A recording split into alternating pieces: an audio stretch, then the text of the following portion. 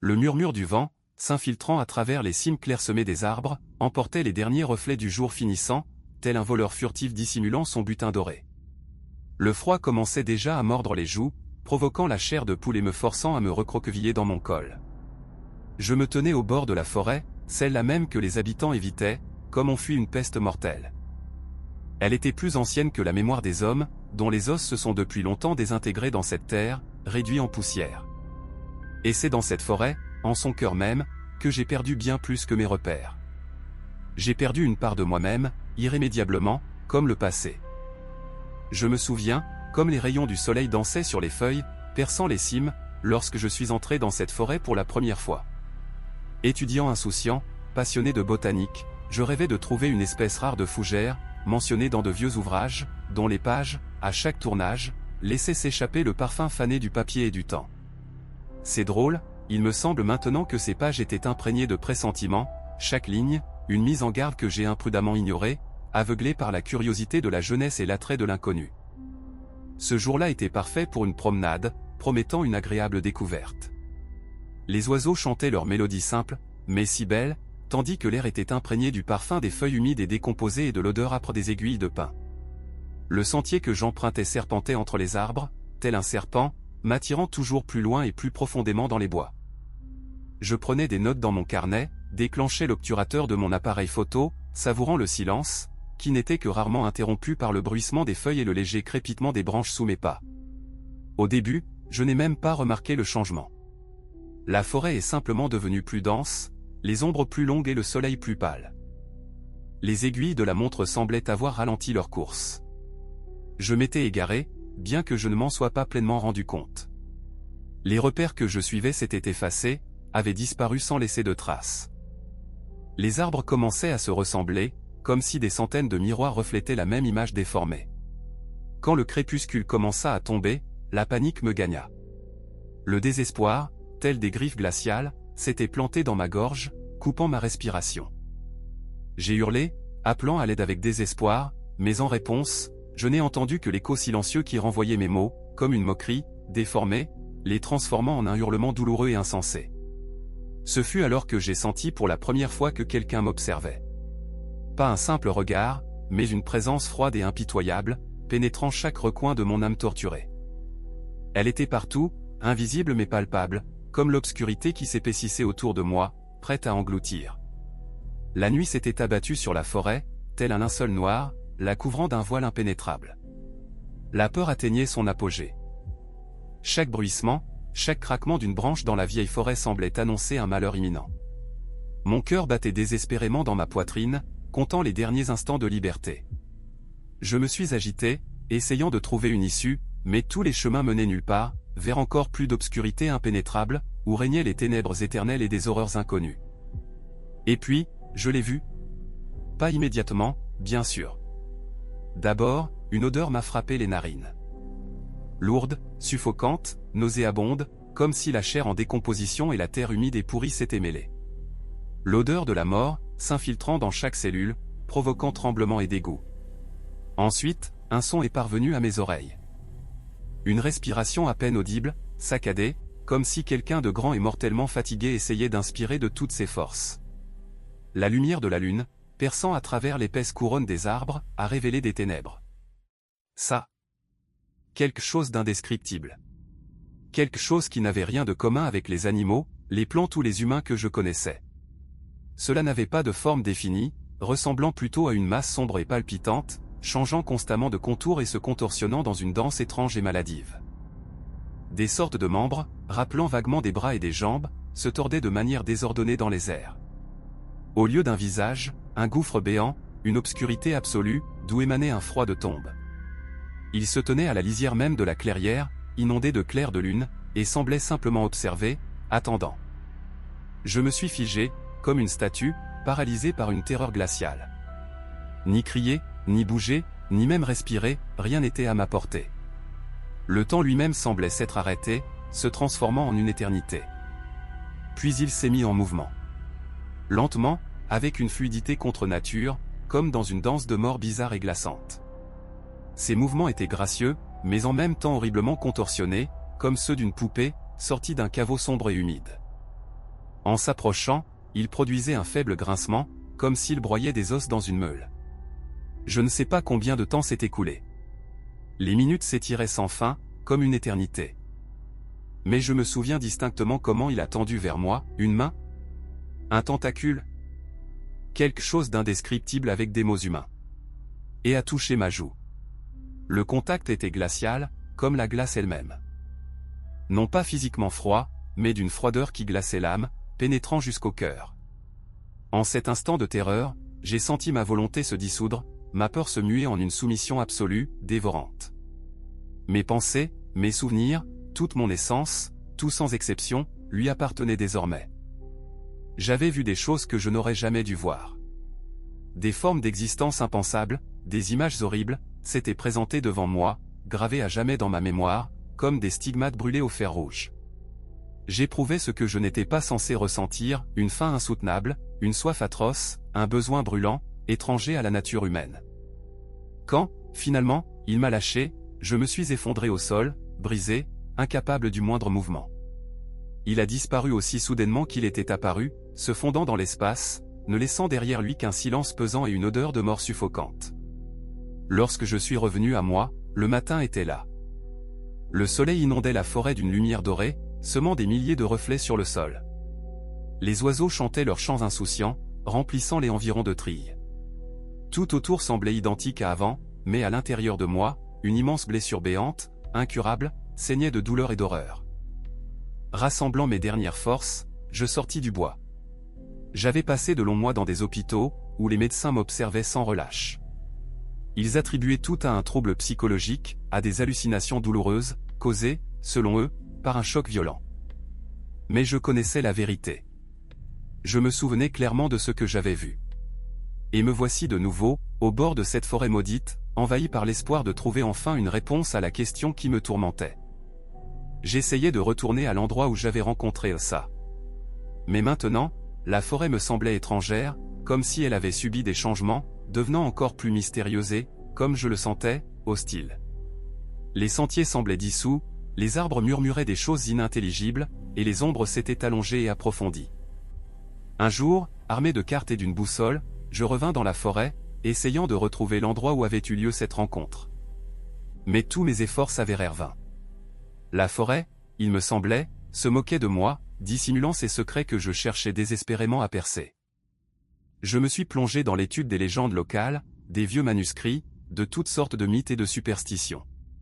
Je cherchais la moindre piste, le moindre indice concernant la créature à laquelle j'avais été confronté. Mais toutes mes recherches ne menaient qu'à une plus grande confusion. On murmurait dans les environs d'étranges disparitions, de morts mystérieuses, de gens qui perdaient la raison après s'être égarés dans les profondeurs de la forêt. Les habitants parlaient du « chasseur d'ombre », du « gardien éternel », de quelque chose qui habitait au cœur de la forêt, emportant les âmes de ceux qui osaient troubler son repos. J'étais devenu obsédé. La forêt avait envahi toutes mes pensées. Je la voyais dans mes rêves, sentais sa présence le jour. Cela me hantait sans cesse, se rappelant à moi par une froideur glaciale, une étrange odeur âcre, l'écho de ce grincement que j'avais entendu un jour, errant dans les bois. J'ai commencé à me haïr, sentant la folie me dévorer lentement mais sûrement de l'intérieur. Plusieurs fois, j'ai été sur le point de tout arrêter, de m'affranchir de ce cauchemar douloureux, mais quelque chose en moi me retenait, m'empêchant de faire le dernier pas. Peut-être était-ce une faible lueur d'espoir, l'espoir de comprendre ce qui m'arrivait. Ou peut-être était-ce, lui, qui ne me laissait pas partir, s'accrochant au reste de ma volonté. Un jour d'automne glacial et humide, je suis tombé sur un vieux livre couvert d'une épaisse couche de poussière, trouvé dans une aile abandonnée d'une vieille bibliothèque. La couverture était décolorée, presque sans couleur, et les pages jaunies par le temps, comme vieillies. Le titre, écrit en latin en lettres gothiques, je réussis à peine à le traduire par « Le livre des mondes oubliés ». En le feuilletant, je suis tombé sur d'étranges illustrations, pleines de symboles incompréhensibles et de descriptions horribles de créatures dont personne n'avait jamais entendu parler, des créatures qui, de l'avis général, n'existent pas dans notre monde. Et puis, parmi ces notes effrayantes, j'ai découvert quelque chose de familier, une sensation poignante de reconnaissance. Une image floue, indistincte, accompagnée d'un texte maigre mais tout aussi effrayant, révélait l'essence d'une entité qui hantait la frontière entre les mondes. Une créature qui se nourrissait de la peur, capable d'adopter toutes les formes et de s'infiltrer dans les recoins les plus secrets de la conscience humaine. Une créature dont le seul but était l'asservissement, total et absolu. Dans un vieux livre, en tournant des pages jaunies, j'appris que ces êtres ne pouvaient exister en dehors de certains flux énergétiques, qui surgissaient dans des lieux où les humains ressentaient de fortes émotions, en particulier la peur. Des lieux où régnait la mort, où les gens perdaient foi en tout, où l'espoir s'éteignait comme la flamme d'une bougie dans le vent. Et les forêts, bien sûr, faisaient invariablement partie de cette liste. C'est alors que je compris. La forêt. Elle n'existait pas simplement, elle était un organisme vivant, respirant et plein de mystères. Elle était le milieu nutritif de cette créature horrible, sa maison, son domaine. Et moi, j'étais devenu une victime, une proie savoureuse pour cette entité. J'ai compris que toute ma vie, depuis cette rencontre fatale en forêt, n'était qu'une préparation minutieusement orchestrée. Il menait méthodiquement son jeu, me manipulant avec habileté, me poussant au bord du désespoir, me privant peu à peu de toute espérance. Se nourrissant de ma peur, il gagnait en puissance, se préparant à quelque chose d'une ampleur véritablement colossale. Un ancien livre, que j'avais trouvé autrefois, parlait des moyens de lutter contre de telles entités. Il décrivait des rituels complexes capables de les bannir, mais chacun exigeait un sacrifice. Et quand, finalement, j'ai compris qui devait être ce sacrifice, un froid glacial m'a parcouru le corps. Je me suis approché lentement du miroir. Dans la glace trouble, se reflétait un homme épuisé, avec une lueur folle dans les yeux. Ce n'était plus l'homme que je connaissais. Devant moi, il n'y avait plus qu'une pâle ombre, une coquille vide. Et dans cette enveloppe, à ce que j'ai compris, ça y avait déjà élu domicile. Pendant toutes ces longues années, ça ne m'a pas seulement pourchassé. Ça habitait en moi, se nourrissant de mes peurs, ravivant mes souvenirs et aspirant mes émotions, pour devenir toujours plus fort. Ma vie, mon esprit, mon âme même, tout cela lui appartenait désormais sans partage. Et alors j'ai compris ce que j'avais à faire. Pour retrouver ma liberté, pour arrêter cette créature des ténèbres, je devais retourner dans la forêt. Retrouver ce lieu précis où notre première rencontre avait eu lieu. L'affronter face à face. Mais cette fois, je devais être prêt à devenir une victime. Le lendemain matin, je suis arrivé dans la forêt. Le brouillard, tel un voile fantomatique, s'étendait sur la terre, enveloppant tout d'un manteau sinistre. Les arbres se tenaient immobiles, gardant le silence, tandis que le froid perçait jusqu'aux os. La forêt m'accueillit avec un silence de tombe et une indifférence glaciale. Je cheminais sur un sentier qui autrefois me semblait connu par cœur, mais qui à présent ressemblait à un labyrinthe cauchemardesque. J'avançais, scrutant l'obscurité, attendant un signe. Et puis, comme un vent glacial, une vague m'envahit, je sentis sa présence. Le froid me transperça, et une odeur suffocante de mort frappa mes narines. Je savais, il était tout près. Je sentais comment, invisible, il m'observait depuis les ténèbres. Pas à pas, surmontant le tremblement, j'atteignis la clairière. Jusqu'à l'endroit même où tout a commencé. Les arbres alentour se tenaient là, tels des gardiens, témoins muets de ma peur et de mon désespoir. La lumière de la lune, perçant l'entrelacs des branches, dessinait sur le sol des ombres étranges et dansantes. Et puis je l'ai vu. Il était là, comme avant, dans l'ombre, comme s'il attendait. Mais cette fois, je n'ai pas ressenti la peur glaciale et habituelle. Au lieu de cela, quelque chose s'est retourné en moi, quelque chose d'autre s'est réveillé. Quelque chose d'obscur, d'ancien et d'horrible. Quelque chose qui semblait faire partie de lui, vivait désormais en moi aussi, se mouvant au plus profond de ma conscience, comme une flamme vacillante. J'ai soudain pris conscience de la véritable essence, glaciale. Il ne s'était pas contenté de me parasiter toutes ces années. Je n'étais pas seulement une victime acculée, sans issue. J'étais une partie de cette créature monstrueuse, son prolongement, son reflet dans le miroir de mon âme. Dès le début, tout au long de cette succession d'événements, j'avais été son guide. Et voilà, en cet instant même, quelque chose d'étrange, d'indescriptible, se produisit. Je ne sais même pas comment l'exprimer avec des mots. Mon corps commença à se transformer, à changer sous mes yeux. La peau, comme en réponse à un appel inconnu, noircit à toute vitesse. Mes yeux se remplirent d'une obscurité impénétrable, où pas un seul rayon de lumière ne se reflétait. Mes os craquèrent douloureusement, se restructurant en quelque chose d'autre, d'étranger. Et au lieu de l'homme que j'étais l'instant d'avant, une ombre apparut devant moi. Une masse d'obscurité, vivante et mortelle, répétant trait pour trait celle que j'avais vue il y a de nombreuses années, lorsque j'ai rencontré ce cauchemar pour la première fois. Je levai lentement la main, me touchant avec appréhension. À cet instant, une prise de conscience glaciale survint. Pendant toutes ces années, je n'avais été qu'une infime partie de quelque chose d'énorme, une partie de cette créature cauchemardesque. Chaque souffrance, chaque quête insensée de la vérité, n'était que des maillons dans son plan diabolique, visant à envahir ce monde. Je fis un pas en avant et, venant à ma rencontre, surgissant de l'ombre épaisse des arbres, un autre, lui, apparut. Derrière, un autre, et encore un autre. Bientôt, la clairière, auparavant éclairée seulement par la lune, fut remplie de ces êtres sombres et informes.